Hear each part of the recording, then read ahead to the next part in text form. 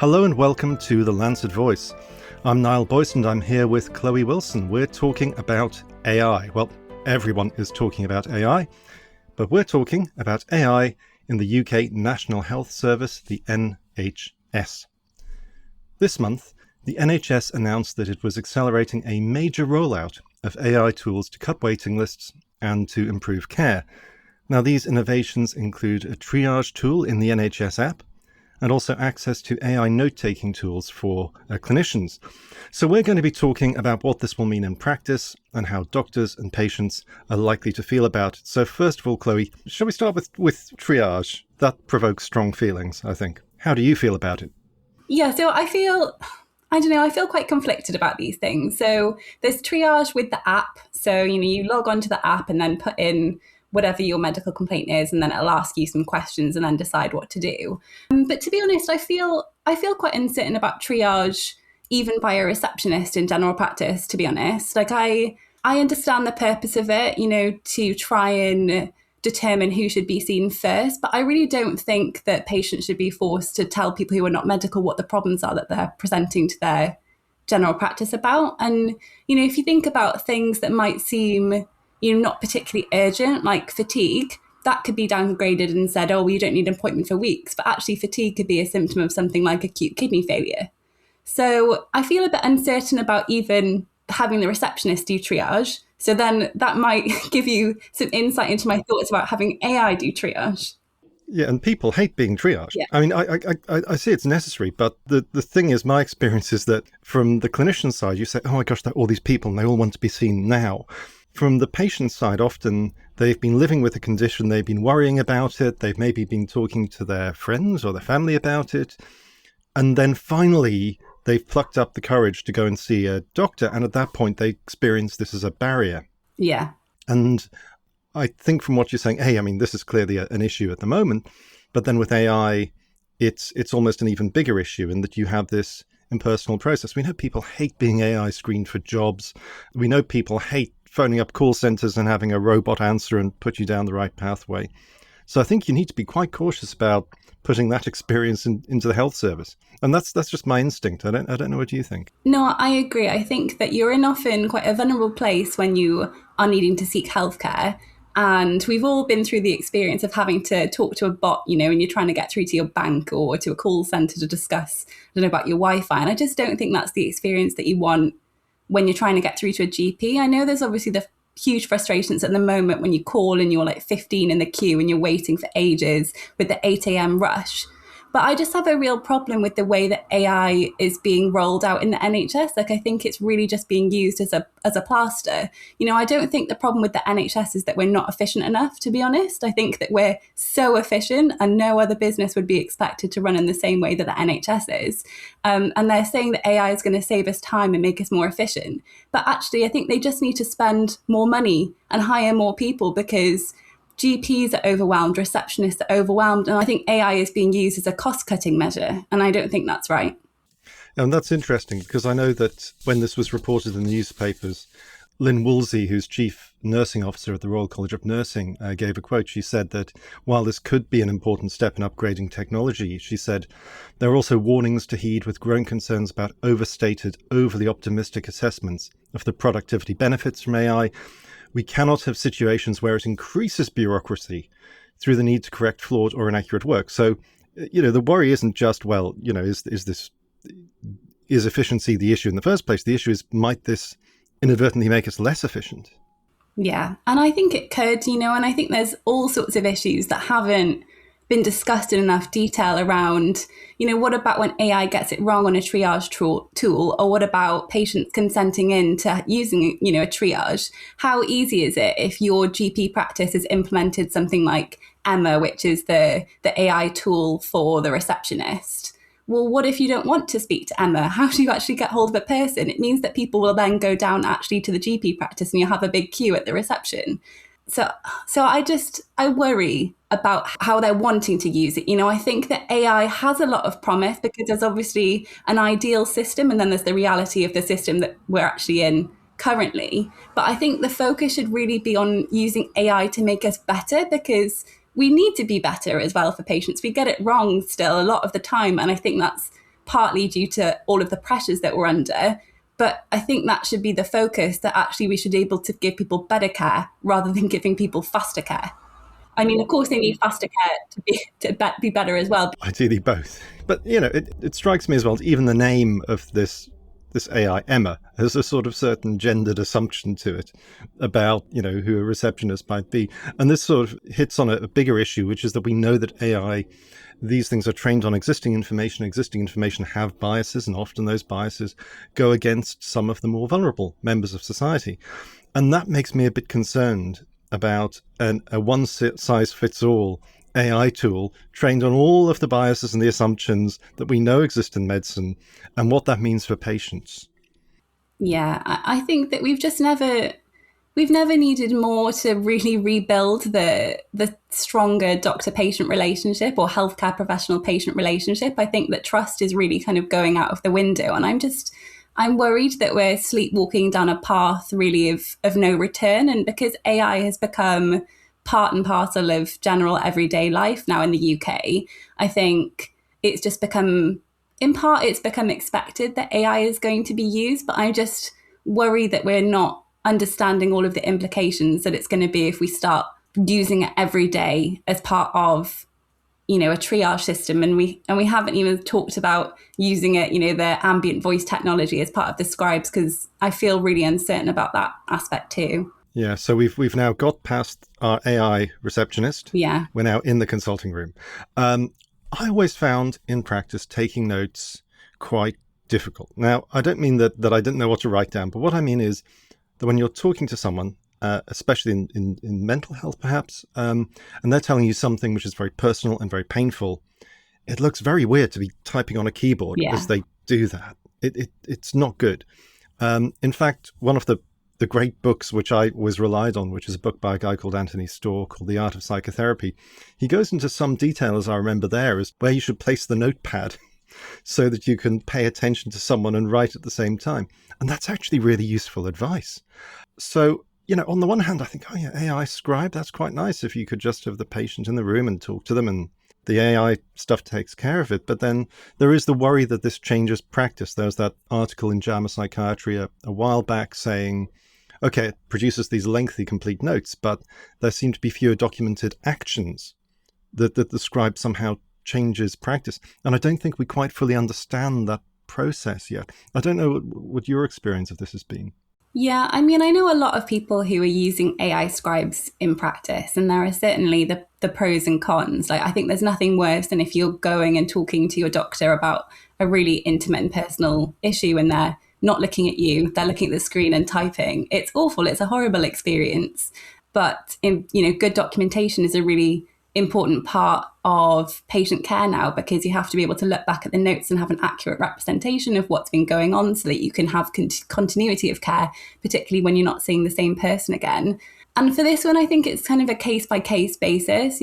I think there's a few different hurdles that, it really depends on how you're asking the patient whether you can use the AI scribe, getting consent, because I would imagine that a lot of people are saying, do you mind if I use this? And that in itself, the way that you say it is maybe a bit leading. It's actually quite difficult if you're presenting to a healthcare professional to say, oh, no, I don't want you to do that. But I think it is going to change consultations. Patients that often have, their hidden agenda. You remember that from medical school, where they've come in with a problem which is not related to what they actually want to talk to you about. The hand on the door moment. Exactly. While I'm here, doctor. Yeah. But I mean, how would you feel talking about some really intimate and personal experiences, knowing that AI is scribing those and taking notes of everything that you're saying? If you're talking about, sexual health, or you're talking about really intimate issues that affect you, I just think that would change the consultation, as part of it. And then, the other part is the interpretation of the consultation from the doctor. Like, we do actually take something else away rather than just what's been said. And I'm not 100% sure that, as we're trying to use this as a time-saving tool, how accurately are people checking through those notes and adding additional things themselves? I'm not sure. And then there's the assumptions which go into the very process of transcribing and putting together the notes from the sort of ambient source, which is, I was talking to a psychiatrist actually a few months ago who said that if you have a patient who is expressing, for instance, psychotic ideas in the consultation, AI at the moment, at least, doesn't quite know what to make of that. You get these sort of strange notes out which don't make any sense. And then there are people who have different ideas about health, who express themselves in different ways. Again, I do worry about this, the kind of patient we're assuming is coming in, how we're assuming people express themselves. As you say, what's the agenda? How do we read between the lines? Yeah, I think that the ambient scribe as a support tool, maybe there's the danger of relying on it a bit too much and losing a certain amount of a skill there. Yeah, I agree. Because I do think making good notes and then writing them up is a skill. And if you just got used to technology doing it for you, by the time you have a few consultations where maybe someone's declined to use it or the technology isn't working, because we know that happens still across the NHS, the computer systems aren't working. If we start relying on these types of things, I do worry that we are going to become de-skilled, especially if you don't have 20 years of medical experience behind you and you start using these tools at the beginning of your career. So here's the counterpoint to that, which is that people say, they said the stethoscope would de-skill doctors, Yeah. There's the fact that we've always been bringing technology into health. We've always had a bit of wariness about it. But then what happens is that you're not maybe a doctor in the way that someone was a doctor 50 years ago, 100 years ago. You're a doctor in a different way, using a different technology. You're not de-skilled. You're just differently skilled. Do you think there's anything in that argument when it comes to AI scribes?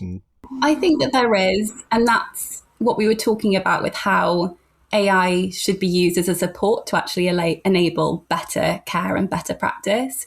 But my worry is at the moment how it's being presented is it's very much a time-saving measure. And actually, if we allowed GPs 20 minutes, then it wouldn't be such a struggle to get on top of doing the referral letters and those additional asks. Because, I do think there is a role in being able to kind of prefabricate a form, with the details on a patient. So it puts on their medical history, puts on the drugs that they're on and like the age.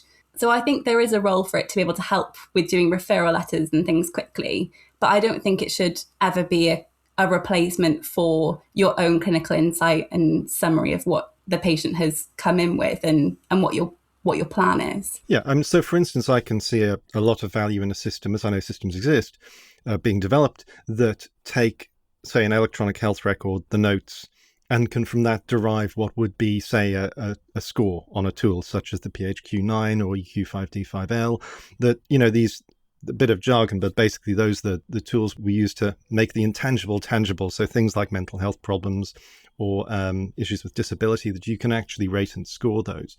And it might be more humane to be able to construct that from a conversation with a patient rather than going through the checklist item by item. Yeah. So I can see that there's utility there, and there might be patient and clinician preference there as well, perhaps. Yeah, I think as with all of these things, it's just quite complicated. But at the moment, I think the story is being presented in quite a one way. These tools are going to save the NHS. But I really just think that I would hate for the number of receptionists, for example, to be reduced because you're using AI tools. I think that would be completely incorrect and wrong approach. Let's go even further than that. Today, receptionists, tomorrow, GPs.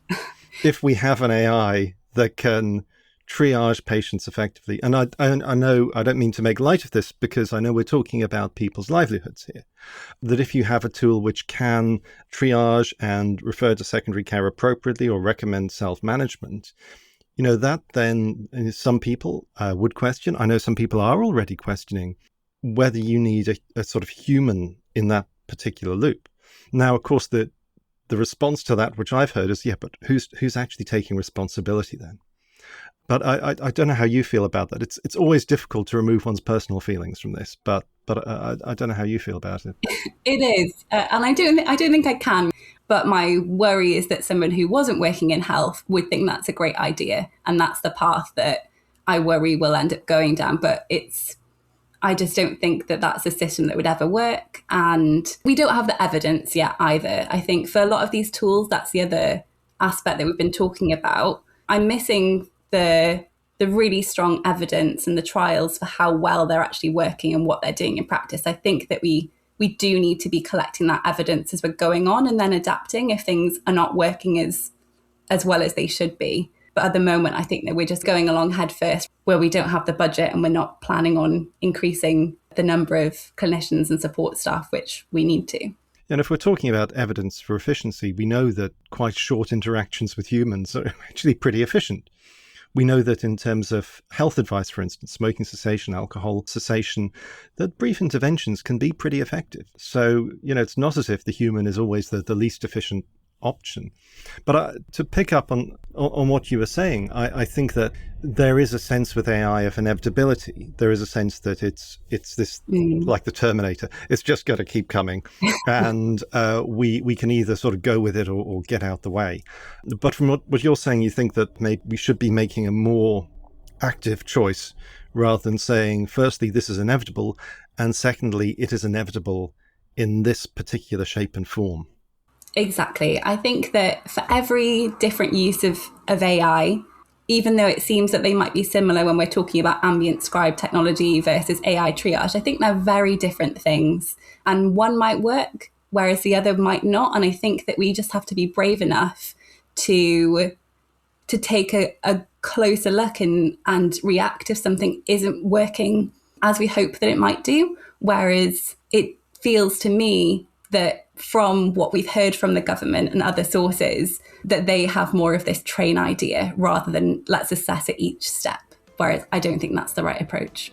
Okay, so we'll see what the future holds. What I can say is that for now, the Lancet Voice will continue to be presented by humans. So thank you very much, Chloe, and thanks to you, the listener. Do leave us a rating and subscribe. We'll be back soon with another podcast. I hope you'll join us then. But for now, goodbye.